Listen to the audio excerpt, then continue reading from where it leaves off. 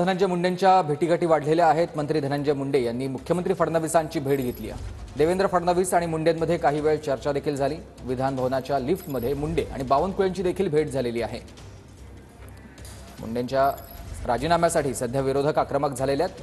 मुंडेंनी तात्काळ राजीनामा द्यावा अशी त्यांची मागणी आहे आणि या सगळ्यानंतर आता धनंजय मुंडे यांच्या भेटीगाठी नेत्यांसोबत वाढलेल्या आहेत। विधान भवन परिसरामध्ये आधी मुख्यमंत्र्यांची त्यांनी भेट घेतली, त्यानंतर बावनकुळेंची देखील त्यांची भेट झालेली आहे।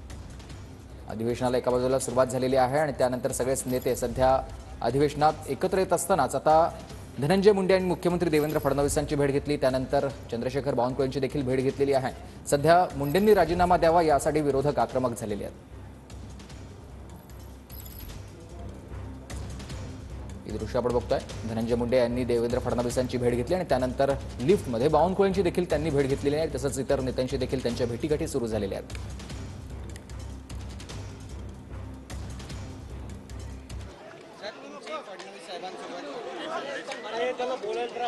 मला बेल्स पॅलेसिस झालं.